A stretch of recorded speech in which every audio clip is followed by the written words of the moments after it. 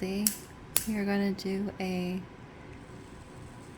Divine Partners reading if my candle decides to light. It's a little strange. There we go. As always, if anything in this reading does not align for you, please take only what you need and leave the rest. This is a group reading, so not all messages are going to be for every person. I'm going to do a quick blessing of the cards.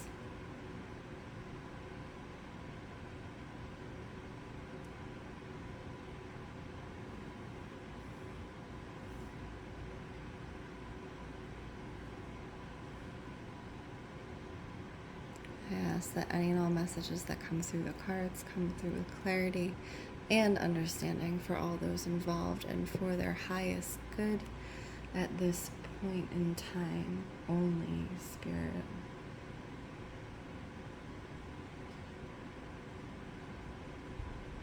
It's interesting because sometimes at night I get called to do readings, and I feel like the intuition flows so much better at night. I was sitting and watching season 6 of Outlander. And now the song is stuck in my head. So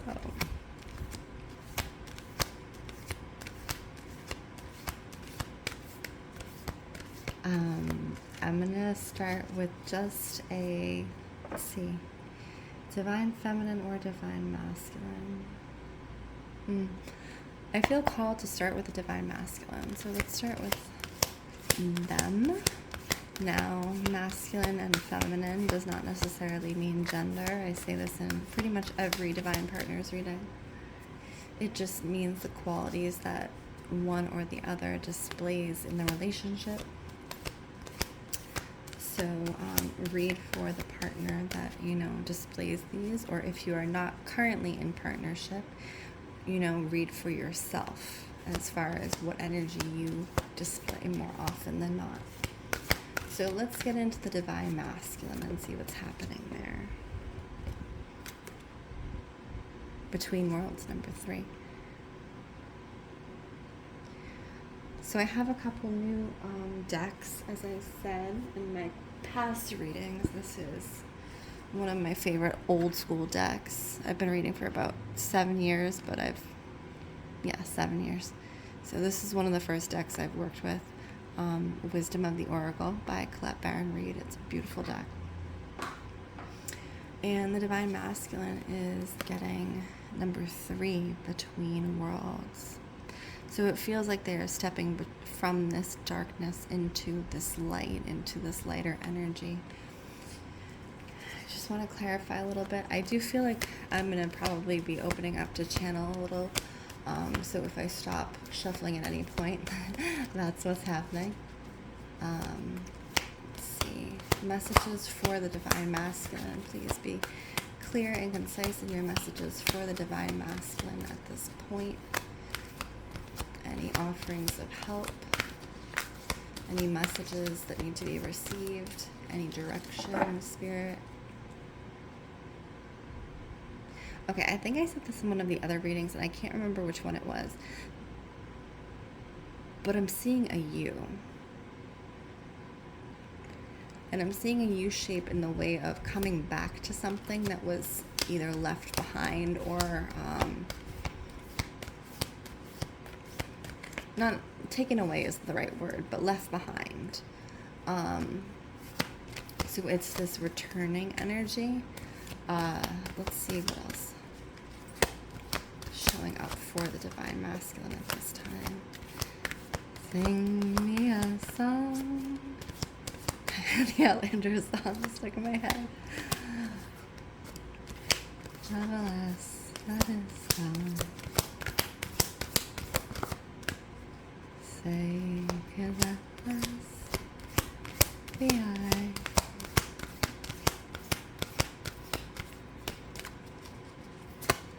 Divine Masculine. What is the messages for Divine Masculine? I heard stop, so we're going to stop. To the sea. And it's interesting because the song goes, she sailed on her wings over the sea to the sky, to the sea. So there's something where the divine masculine needs to put themselves near water. It's my belief that there are certain things that only water can cure, that only water can heal. And this is not pool water, this is ocean water. This is the wild, open ocean. This is salt. The masculine needs salt. They need that cleansing. They need to have that release of floating in the water and just letting the water take them where they are going.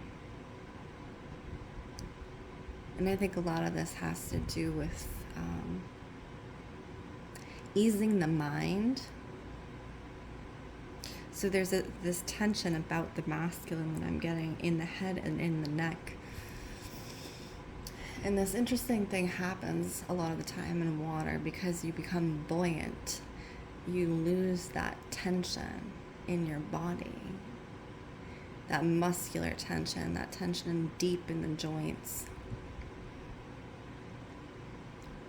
And so certainly in a physical sense, that buoyancy will help the masculine. But in an emotional and mental sense, it helps to free them from the constraints of their thought. So you see that there's a figure, and I actually think it's a young girl. It's very sweet. It's a young girl with a, she looks like she's wearing a tutu, and she's floating above the water. And there's this face in the clouds. So every card in this deck, there's always a hidden face. That's what makes this deck unique.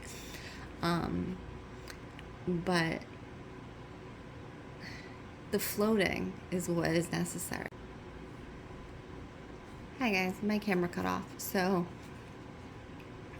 as I was saying, the floating is necessary for the divine masculine because it helps them to release tension. It helps them to release old thought patterns. It also opens them to this wider consciousness and puts them back in touch with themselves at the same time. So the ocean, when you think about the ocean is one droplet of water multiplied by infinity. Right? So it is both a single consciousness, that one droplet, and then the entire consciousness all at once. And so I think for the divine masculine, it's also a way that they can see the wider picture of their situation and not be bogged down by the heavy questions, the physicality of it. It's almost like they're portaling. You know, if you choose as a divine masculine to use and work with, well, let's not say use because the water in itself is its own consciousness to work with in partnership. So as an herbalist, I am also an herbalist. One of the first things that I was taught was to never say the word use in reference to plants, because they have their own consciousness. So you're never using them, you are working with them as if you were working with another human being, right? So I'm still trying to remove that word from my own vocabulary, especially to the water, because we cannot use the water. The water is us. We are the water. It's all consciousness when you really think about it. So in working with the water, the divine masculine opens up because it allows him to soften. It allows him to be in the presence of a feminine energy that asks nothing of him but existence. but showing up in presence, right? Divine masculine, that's what you need right now.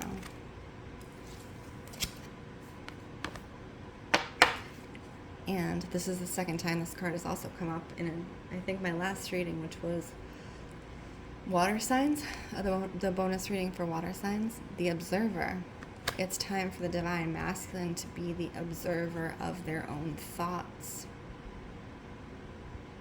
Okay, I'm getting specific messages, so sometimes I get very specific names and or messages, but for some reason I'm hearing, you know what, it's funny because in my last reading I said James, and now I'm hearing Jimmy.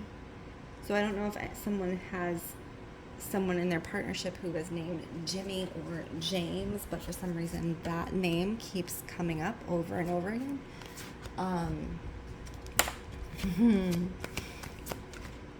Jimmy. Breathe.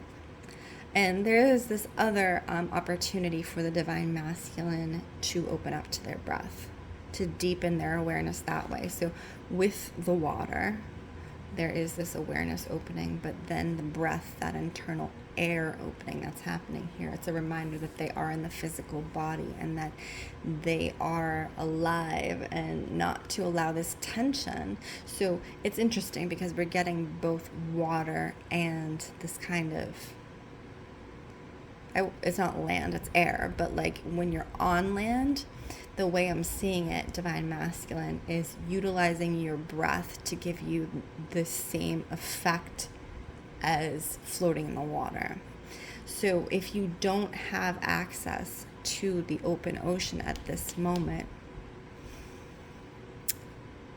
you can access that same freedom through the breath. Now, there is a constricted breath in yoga. I am not a trained yoga teacher, but I spent many years in a yoga and retreat center. It's called Ujjayi breath, and it is the constriction of the back of the throat where you actually sound like an ocean wave. And so bringing that ocean wave into your breath is going to help release that tension, as I said, if you don't have access to the water itself. Those deep type inhales and exhales until you feel it release. This is not something you do for like 3 or 4 times. It's until you feel the release, because you will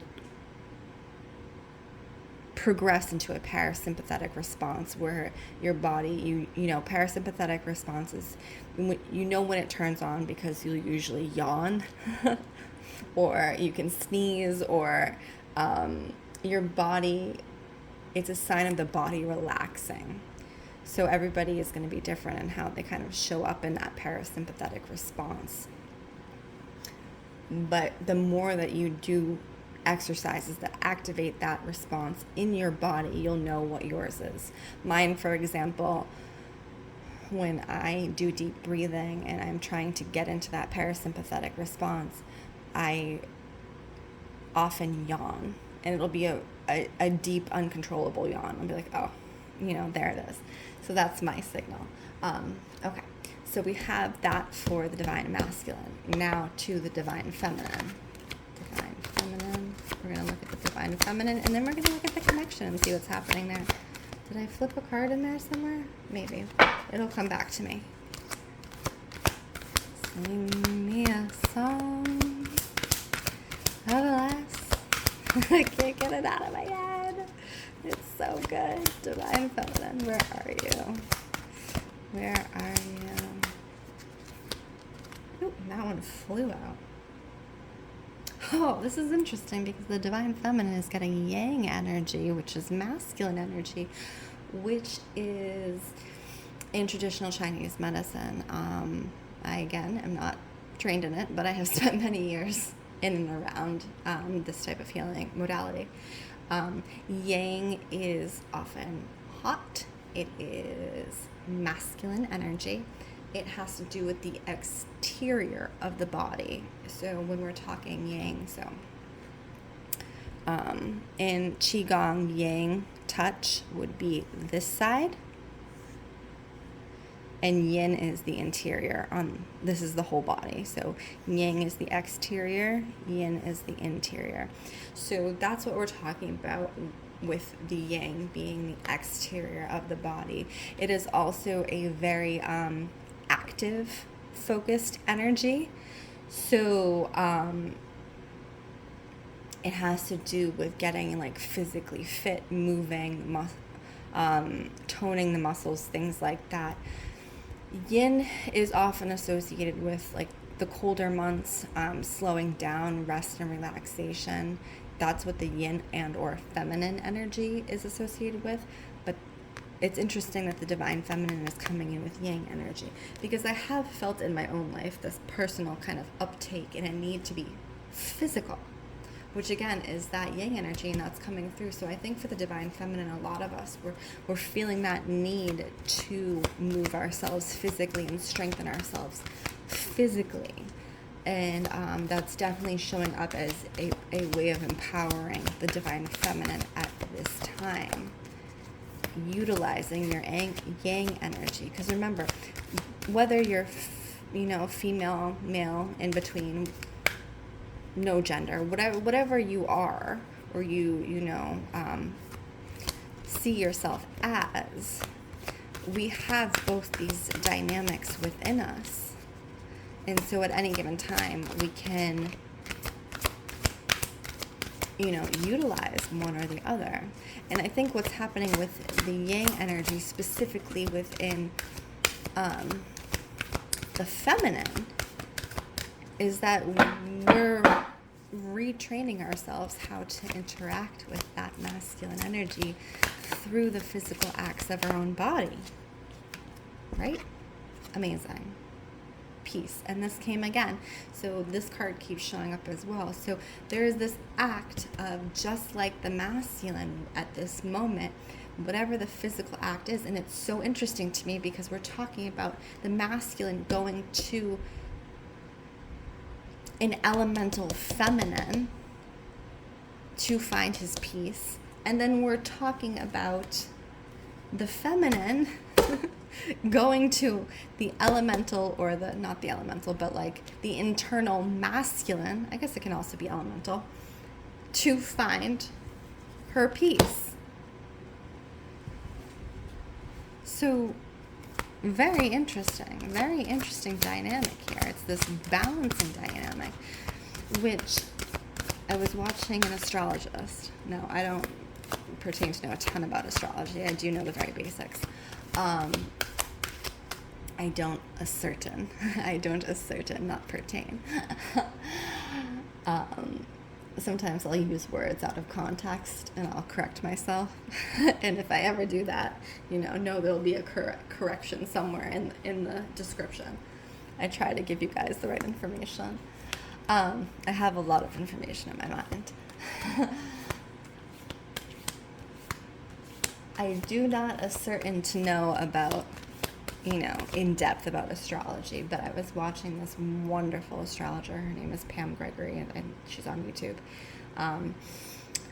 And she was talking about being in Aquarius season, and one of the traits of Aquarius, or not season, but, the age of Aquarius, one of the traits of Aquarius, I can't speak now. I'm trying to get all the information out too fast. One of the traits of Aquarius is balance, which is exactly what we're showing here in the divine partner relationship. Balance. Looking to that side of themselves to balance that out before they enter into partnership, right? So let's get onto the connection. Let's really show, or if they are in partnership, balancing it out on their own. So let's get into the connection, Spirit, and what is happening with the connection. What is happening? It's almost like this frazzled energy, which is really interesting. It's like a static.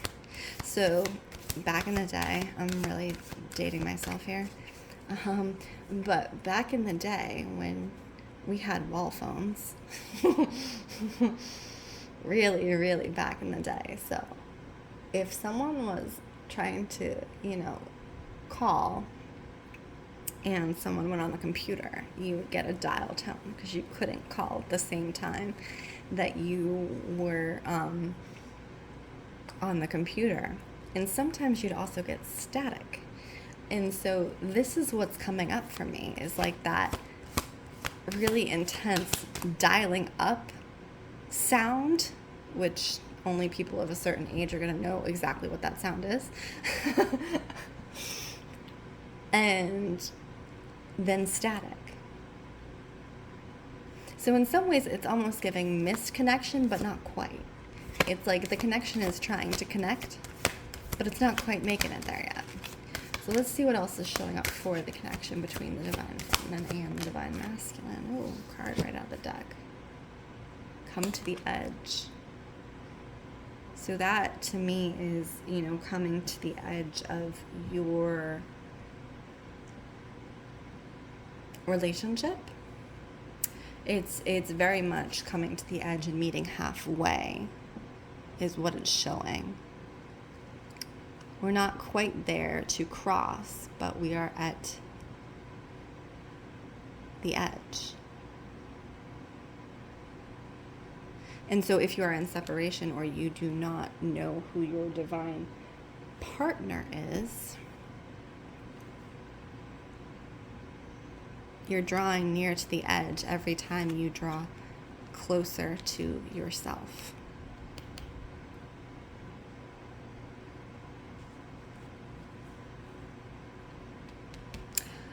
Wow, okay. I think that's a really thorough reading. I know there was a lot of information thrown in there. There was so much information, I couldn't even get the words out. But my name is Lindsey Rose. This is Storyteller Tarot. If you would like your own personal reading, please check the link in bio. If any of this reading resonated for you, please like, comment, subscribe, and share. As always, I appreciate you, and I wish you well.